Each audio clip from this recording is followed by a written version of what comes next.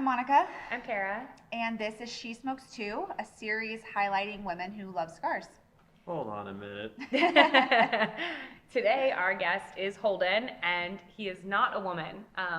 Deviating from our normal lineup of interesting women who smoke cigars, we wanted to share another interesting person with you, our museum associate, Holden, who knows everything about everything. Yeah. It has to do with history. Yeah. So we were doing a test of this show, and we made Holden sit in to be kind of our guinea pig, and we started talking about the history of women in cigars, and it was actually a really fascinating conversation.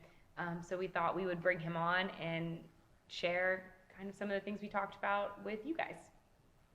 So welcome. Thanks. It's a pleasure to be here. Welcome to the Girls Club. Yeah. They let me inside. I did not wear purple today on purpose. I think it just happened. But women have always been a part of the American cigar industry. And unfortunately, those women who are part of the cigar industry way back in 1850 or whatever are not allowed to tell their story anymore. So I think it's important to keep that. Yeah, I have that continuity, that historical continuity. Before we start, should we talk about what we're smoking today? Yeah, go ahead. You kick us off. All right. I'm smoking the American. This is the Double Robusto. It's the newest size to the line. If you're not familiar with the American brand, check it out on our website. Really cool story. And it has a really unique flavor, and I really enjoy it. So that's what I'm smoking today. And it's rolled on this floor that we're doing the interview on right now. It is. And here's the logo, right behind our head. Subtle product placement. I'm smoking a Cuestre Centrofino. This is one of my go-tos, a super underappreciated brand out of our portfolio. It's so good, medium-bodied, well, just like the right amount of spice and flavor, made by our partners, the Fuentes in the Dominican Republic. And I'm smoking something else special that's coming down the pipeline from the third floor. So. Must Very be mysterious. nice to have those insider connections. Yeah, they let me in. They let me in the girls' club. They let me smoke stuff off the floor. Third floor. I think it's good that we're letting him into the girls' club early. It's good practice. He has a little girl on the way, so we're kind of getting you used to girl talk and all of these things that are going to be your life from now on. Yeah, good luck. Yeah, I'm woefully unprepared to be a girl dad at age 23, but I at least know a little bit about the history of women in the cigar industry. All right, well, where should we start with that? I mean, the American cigar industry goes all the way back to the early 1800s in Connecticut and Pennsylvania. That's where the first real cigar tobacco crops were cultivated for the United States cigar industry. What would happen is the farmers up there in Connecticut and Pennsylvania would grow their crops, and then while it was curing in the barn, it would come down, and the wives of the farmers would strip the tobacco and roll their own cigars for their husbands. So really, like, women in the cigar industry begins even before any sort of formal factory, right on the farm. These were people who were living on the frontier of society, and they still like to smoke things, so they needed something to smoke. They would get to work rolling their own cigars, and that's actually that's where we get the word stoga from, which eventually turns into stogie, right? What's his name? Are you saying that a man stole something from the women? Possibly. You got to remember who was driving the wagon. But Frank Seltzer over at Cigar Journal, if I don't get this right, he'll bite my head off. He explains that later on there was a Pennsylvania brand based out of York County that was called Stoga, and that was where the cigar name came from, where we get stogies from now. But prior to that, they were just called stogas because they would roll them in the back of their Conestoga wagons as they were going west and sell them or maybe smoke them, whatever they needed to do. So all the way back to the early 1800s, we had women involved with tobacco and involved with cigars. And in fact, the very first American cigar factory was built in Suffield, Connecticut in 1810, and they employed women as well, mainly as tobacco leaf strippers, which, for those of you who don't know, you got the big old tobacco leaf you're going to be taking and rolling into cigars, but that center stem or that center vein has got to go. So you're going to cut it out by hand, usually with a knife. Sometimes, thankfully, with 1920 technology, we have machines that will do it and cut it out. But yeah, that's where a lot of women found their employment in early cigar factories as de-stimmers or strippers. Have you ever seen the process where they do it by hand? They do it down at Pensa, our Nicaraguan factory, where they wrap the leaf around their hand and then basically yank the stem out. It's really interesting. I want to try it. Have you ever tried it? It's definitely, you definitely don't get like the clean lines like you do on the machines here, but it's kind of a A lot neat more process to watch. labor-intensive. Yeah. And that's probably another aspect where, like, beginning in the 1950s and 60s, to kind of skip ahead a little bit, a lot of cigar factories began hiring large amounts of women to operate the new machines that were coming into the factories. Because people were getting these machines that would destem the tobacco, right? They would get these machines that would make the cigars. They would get the machines that would cellophane the cigars. And women were seen as better at using those machines. They were seen as more dexterous, more skilled, faster workers, quicker workers. So instead of hiring men, sorry, they began hiring large amounts of women. And, that manual de-stemming, you can see that same sort of like dexterity being employed. Mm-hmm. In fact, I don't know if this is proper context, but Stanford Newman used to place ads looking for women to operate the cigar machines that we still use on the second floor. So like way back in the 50s and 60s. And his hiring process for them is he would make them walk down the hallway to his office, and if they were quick-paced, he could tell that they were going to be a hasty or maybe an anxious worker, and they would get a lot of work done. So, yeah. Well, isn't, even taking that story back a little bit further, wasn't for Stanford in particular and in the Tampa factory, he was looking to hire women because they couldn't join the union. Right, that's another reason too. Yeah, and actually what would happen is he was hiring so many women, the union guys used to go around to their houses and ask them to join the labor unions.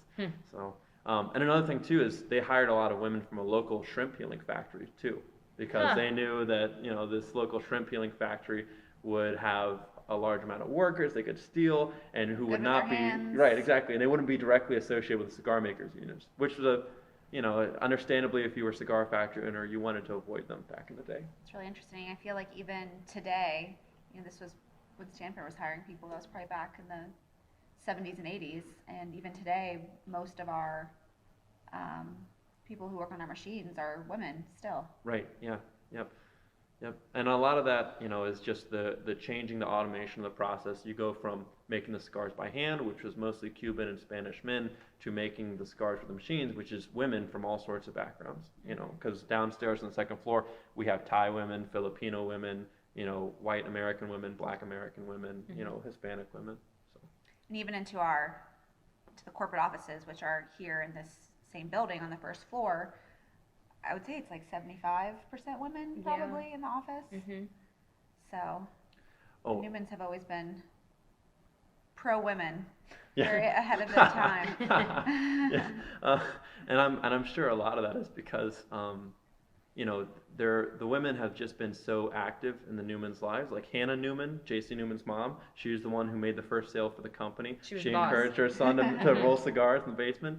She looks like a boss too. She's like a strong woman. Wait, Stanford's wife and his sister were both named Elaine, right? How? I know his What are the wife's odds of named that? sister.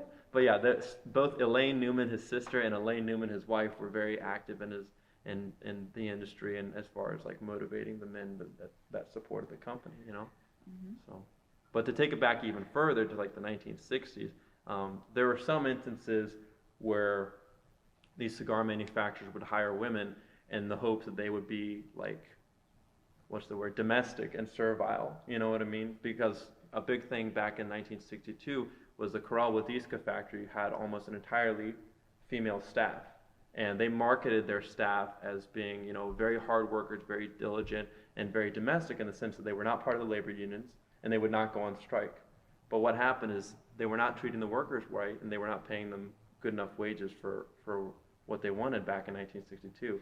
And so all the women went on strike and it was this huge kind of slap in the face. They're like, wait a minute, these are supposed to be these like domestic, servile women. Wait a minute, we can't just abuse the women Yeah, and pay exactly. them less? I don't understand. No, I say that, but I know because we're Tampa, Florida, someone's grandson or granddaughter from the Corrales family will hunt me down and beat me to death for saying that.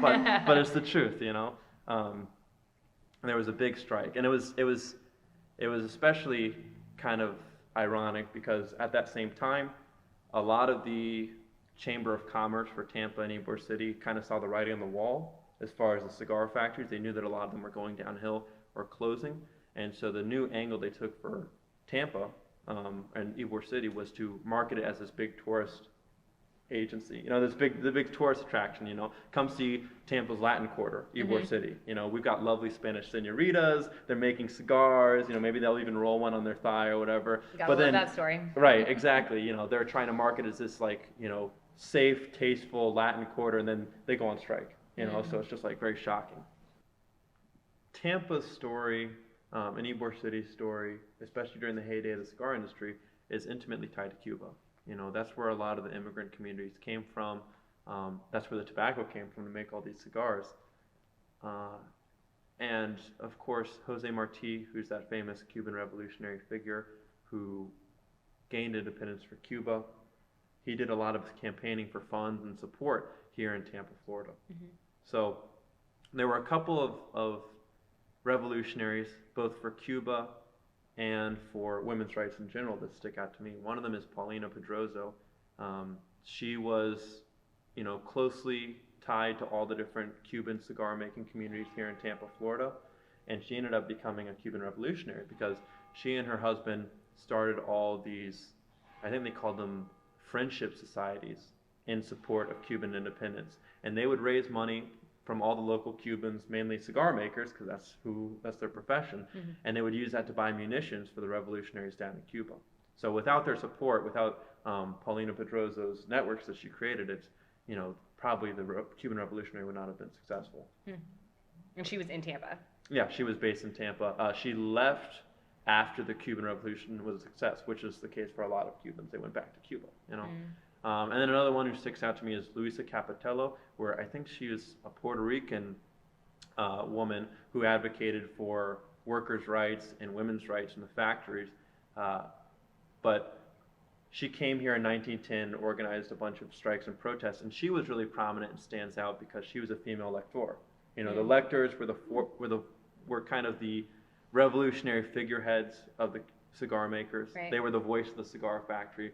They got paid by the cigar makers. So really they were like the collective leaders of all the different cigar makers. So she came here and organized the leadership, had organized a couple strikes and protests, and then she went back to Puerto Rico and did the same thing there. Would the owners of the factories listen in on what the lectors were saying? Would they kind of like put a stop to her getting the workers all worked up and wanting to strike? And... Well, isn't that why lectors were eventually abolished, because of that? Yeah. It was just easier. But a lot of the radical stuff that lectors would ever say, they didn't say in the factory. They would say after work. They would make sure everybody showed up to the Temple of Labor, because back then, you know, Americans had a lot more leisure time. They didn't have to commute to and from work. So after work, everybody would go to the social club. They would go to the El Centro Asturiano. They would go to their friendship society meeting. They would go to the Temple of Labor, and they would talk about what they can do to improve their community. Right, exactly. So they would have organized there, and then like, okay, tomorrow we're going to go in and stage our strike or whatever. So it was outside of their control. But eventually, yeah, they're like, okay, we're gonna just ban these guys altogether. Right? Wasn't it there was like they felt like there was one big strike that was tied directly to the lectors. Right, like I think it was in 1932, 1933. There were a couple of very radical cigar makers and lectors who staged a parade in honor of the Russian Revolution and this victory of Bolshevism in Russia. So it seems like a natural tie. Right, the cigar makers got pretty. The factory owners got pretty concerned with that. They're like, oh my gosh, they're doing communist parades down the road. So they locked up some cigar makers, and then they just banned the lectors altogether because they don't want them reading the Daily Worker or whatever. If people listening don't know what a lector is, can you give us a brief description of what that? All the old Cuban brands. You can see their influence in a lot of the old Cuban brands, like Monte Cristo is named after the Count of Monte Cristo. Sancho Panza is another Cuban brand, and that was a book character from Don Quixote. Romeo and Julieta. There's all these literary references in cigar brands and in the cigar industry, and that's because the cigar makers used to be read to for like 4 hours every day. The lector was the guy who would read to them. He was a lector, or just the reader in English. And in the morning, he would read the newspaper and the current events, and in the afternoon, he would read a novel. You know, so that's why the Count of Monte Cristo was so pronounced. And a lot of cigar makers had favorites. You know, they loved hearing Victor Hugo and stuff like that. But sometimes the cigar makers would ask to hear some rather racy stuff. Like I think one book that got banned because all the cigar makers, specifically the women actually, went on strike was called The Cuckold, which, and then another one was Anna Karenina. But the lectors would read these racy things because they were paid to read them, and then the female cigar makers would be so offended they'd get up and walk out. You know, and that. Well, and their pay was dictated by basically the happiness of the rollers, right? Because the rollers paid them based on like their performance and how happy they were with them. And that's probably another reason why the factory owners banned the lectors, because they're like, if they're going to be reading like this lascivious or licentious material and making they're going to make my female cigar makers get up and leave. You know, if they're having a moment to get up and leave every single day, this is going to be a real problem. You know, it's going to impact how many cigars you're making. I think the idea of lectors is so cool because we actually had a speaker come into the factory today, Guido Maniscalco.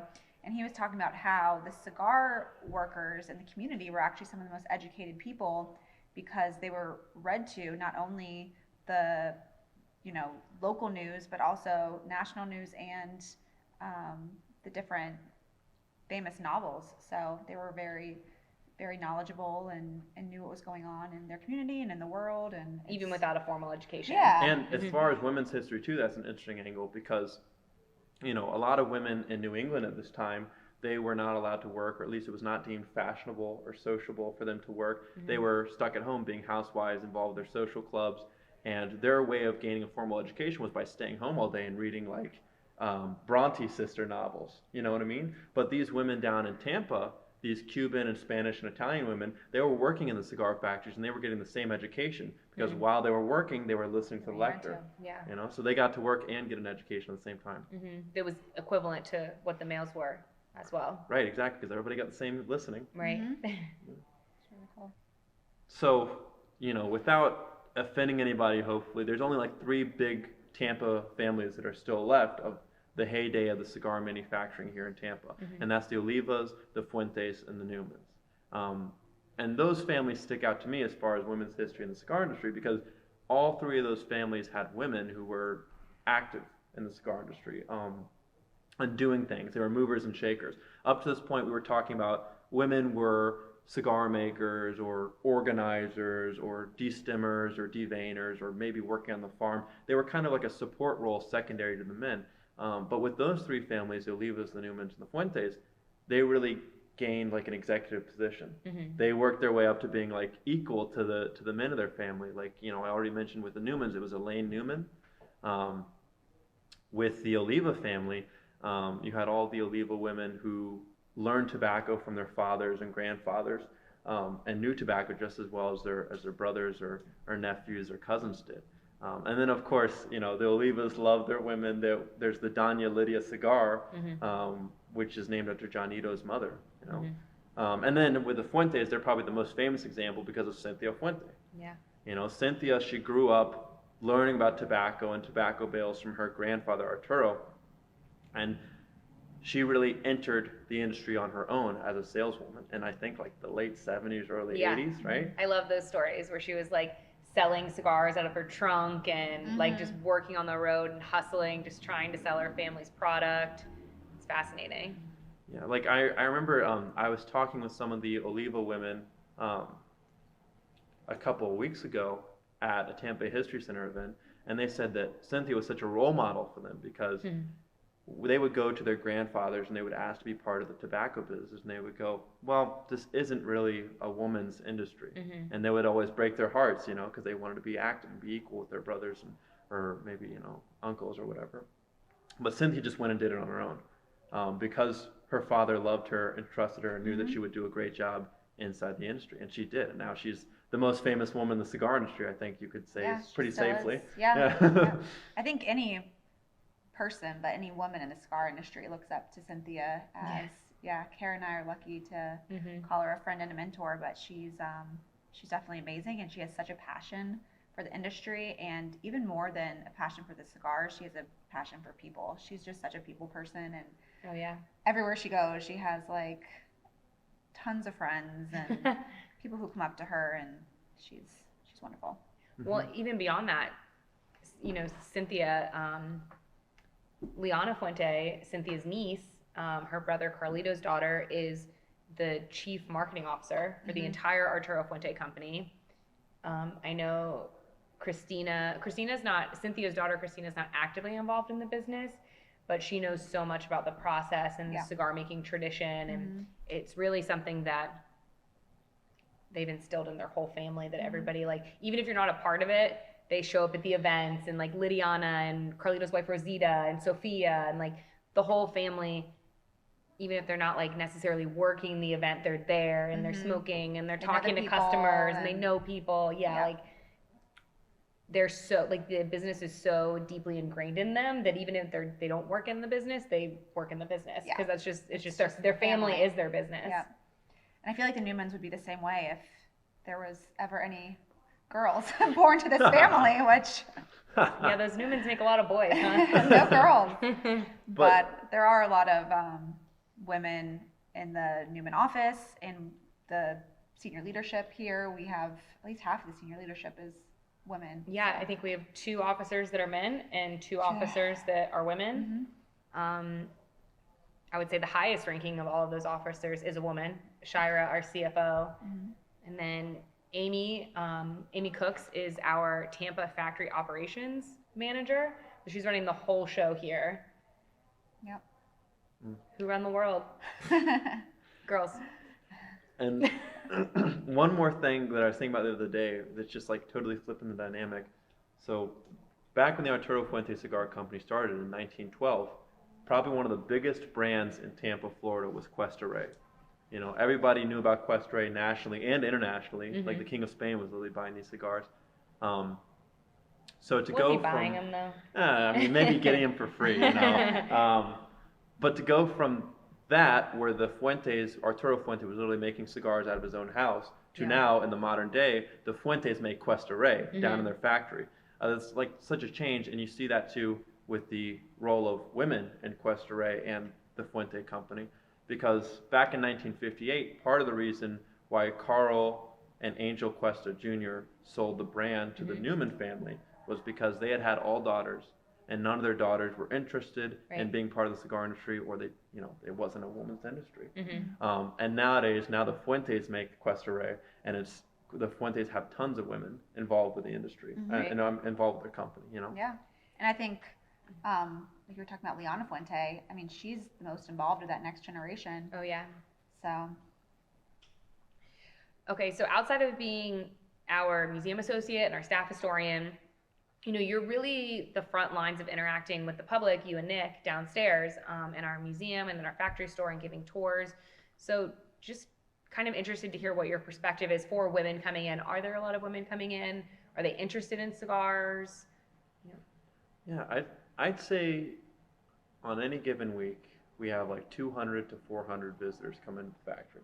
And these are people, they're not necessarily cigar smokers, although a good portion of them are cigar geeks who want to come in and learn about tobacco and go on a behind-the-scenes tour. But they're just like visitors, people from out of town who want to learn about Tampa, learn about how Tampa was, what our big industry was. And I'd say more than half of it sometimes is women, you know. Certainly, as far as group tours too, we have a lot of the Sisters of the Leaf clubs come in. You know, like the actual organizations come in. You have women cigar smokers. Or, you know, I think one group tour we had was literally like female attorneys coming in for a tour, you know. And then a lot of the over 65 crowd is mostly women too, because women live longer than men, you know. But we have a lot of women coming into the factory who are interested in learning about cigars and cigar culture, and interested in learning about tobacco. And I think Nick and I have you know, made a lot of cigar smokers out of them. I was going to say, do you find people, are they telling you that their perspective is changing on the industry after they take the tour, or after they walk around with you guys? Yeah, I mean, definitely. A lot of them become more interested in it, in the intricacies of tobacco. And I think it really helps to analogize, for people who are non-cigar smokers, it helps to analogize it like coffee culture or wine culture. And that makes it very interesting and gives it a certain mystique. You know, we're like, oh, this is cool. This cigar tastes like coffee, or this cigar tastes like baker spices. And I want to take that with me and smoke it and see if I actually taste it. Well, I think it makes the passions relatable for them.